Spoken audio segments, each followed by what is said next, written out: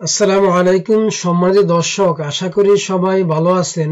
দেশে এবং প্রবাসে যে যেখান থেকে দেখছেন সকলের সুস্বাস্থ্য কামনা করে আজকের পর্বটি শুরু করছি। আমাদের আজকের পর্বের বিষয়, যারা সঞ্চয়পত্র করেছেন অনেকেই এটা চিন্তা করেন, আসলে আমি যেই ব্যাংক হতে সঞ্চয়পত্র ক্রয় করেছি, সরকারি ব্যাংক বা প্রাইভেট ব্যাংক যদি দেউলিয়া হয়ে যায় সেই ক্ষেত্রে আমরা আমাদের টাকাগুলো ফেরত পাবো কিনা। আবার অনেকেই মনে করছেন যে যদি কোনো নতুন সরকার ক্ষমতায় আসে সেই ক্ষেত্রে কি আসলে আমাদের টাকাগুলো আমরা ফেরত পাবো। আসলে কিভাবে সঞ্চয়পত্র ক্রয় করা হয় এবং কিভাবে এই টাকাটা কোথায় যায়, আপনারা ভিডিওটি সম্পূর্ণ দেখবেন এবং কোন রকম স্কিপ করবেন না। আপনি যদি ভিডিওটি টেনে দেখেন তাহলে অবশ্যই গুরুত্বপূর্ণ টপিকস হারাতে পারেন।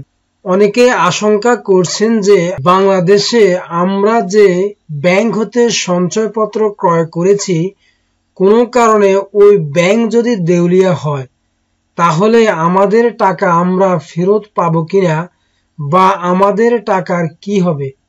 আপনি যে ব্যাংক হতে সঞ্চয়পত্র ক্রয় করেন না কেন, ওই ব্যাংক থেকে আপনার মূল ও মুনাফার টাকা আপনি ফেরত পাবেন। সেটা পেতে আপনার কোনো সমস্যায় পড়তে হবে না। আমি আপনাদেরকে বিষয়টি পরিষ্কার করে দিচ্ছি। সঞ্চয়পত্র আপনি যে কোনো সরকারি ব্যাংক থেকে কিনতে পারেন, অথবা আপনি যে কোনো প্রাইভেট ব্যাংক থেকে কিনতে পারেন, বা আপনি সঞ্চয় অধিদপ্তর থেকে কিনতে পারেন, অথবা আপনি পোস্ট অফিস থেকে সঞ্চয়পত্র কিনতে পারেন।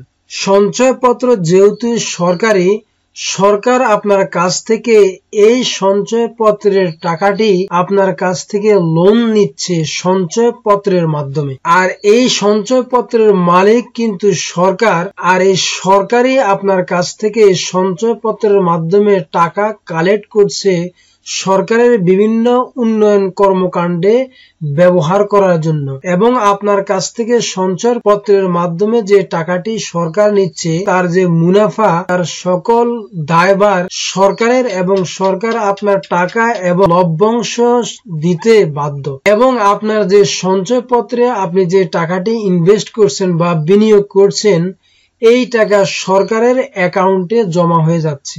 এখন আপনার মধ্যে একটি প্রশ্ন জাগ্রত হতে পারে যে সরকারের আবার অ্যাকাউন্ট কোথায়। একটি দেশের সরকারের ব্যাংক হলো সেই দেশের কেন্দ্রীয় ব্যাংক, তেমনি ভাবে বাংলাদেশের ক্ষেত্রে বাংলাদেশ সরকারের ব্যাংক হলো বাংলাদেশ ব্যাংক। তাহলে আপনি সোনালী ব্যাংক থেকে সঞ্চয়পত্র ক্রয় করেন, বা আপনি সরকারি যে কোনো ব্যাংক থেকে সঞ্চয়পত্র ক্রয় করেন, বা আপনি প্রাইভেট কোনো ব্যাংক থেকে সঞ্চয়পত্র ক্রয় করেন, বা পোস্ট অফিস থেকে সঞ্চয়পত্র ক্রয় করেন, অথবা আপনি যদি সঞ্চয় ব্যুরো থেকে সঞ্চয়পত্র ক্রয় করেন, আপনার ওই সঞ্চয়পত্রের টাকা সোনালী ব্যাংক, পোস্ট অফিস, বাংলাদেশ ব্যাংকে জমা করে দিচ্ছে।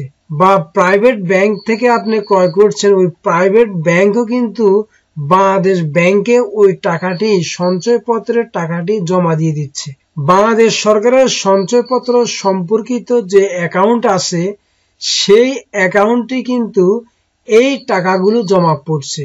আবার আপনি যখন সঞ্চয়পত্রের মেয়াদ পূর্তিতে নগদায়ন করবেন, কিংবা আপনি যখন সঞ্চয়পত্র ভেঙে ফেলবেন, বা মেয়াদের আগেও আপনি যদি আপনার প্রয়োজনে ভেঙে ফেলেন, আপনি যে ব্যাংক থেকে সঞ্চয়পত্র ক্রয় করেছেন, আপনি ওই ব্যাংকে আবেদন করলে ব্যাংক সরকারের যে অ্যাকাউন্ট বাংলাদেশ ব্যাংকে রয়েছে, সেই অ্যাকাউন্ট থেকে ওই টাকাটা নিয়ে সেই ব্যাংকের মাধ্যমে আপনার অ্যাকাউন্টে পরিশোধ করে দেয়। আপনি যেখান থেকে সঞ্চয়পত্র ক্রয় করেন না কেন, এই টাকাটা যেহেতু সরকার নিয়েছে, সরকারই আপনাকে ফেরত দিবে।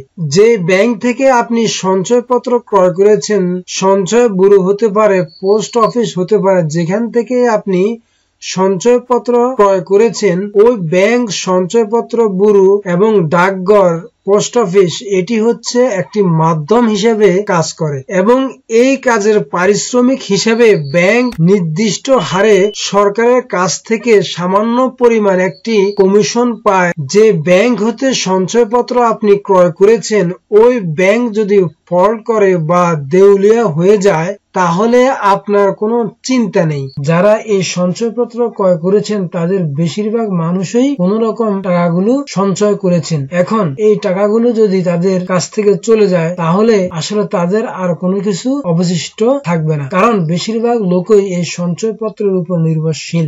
যে কারণে আপনাদের এই চিন্তাটা আসাটাই স্বাভাবিক, কারণ আপনার কাছ থেকে সঞ্চয়পত্রের মাধ্যমে টাকাটি নিয়েছে সরকার, তাই আপনার এই সঞ্চয়পত্রের টাকা পরিশোধ করবে সরকার। ব্যাংক আপনার কাছ থেকে মধ্যস্থতাকারী হিসেবে কাজ করেছে, সুতরাং ব্যাংক দেউলিয়া হয়ে গেলেও আপনার টাকা ঠিকই আপনি পাবেন সরকারের নিকট থেকে, কারণ টাকা যেহেতু আপনার কাছ থেকে নিয়েছে সরকার, আপনি টাকা পাবেন সরকারের কাছ থেকে। একটা সরকার যখন পরিবর্তন হয় তখন সরকার কিন্তু নতুন সরকারকে সকল দায় দায়িত্ব বুঝিয়ে দিয়ে যায়। ঠিক সেরকম আপনার সঞ্চয়পত্রের হিসাবটাও নতুন সরকারকে বুঝিয়ে দিয়ে যাবে। আপনাদেরকে অবশ্যই সরকারের উপর আস্থা রাখতে হবে, তাহলে আর আপনাদের এই ধরনের চিন্তা মাথায় আসবে না। তো দর্শক, ভিডিওটি দেখে যদি আপনি উপকৃত হন তাহলে অবশ্যই চ্যানেলটি সাবস্ক্রাইব করে পাশে থাকা বেল আইকনটি অন করে দিবেন। লাইক, কমেন্ট, শেয়ার করতে ভুলবেন না।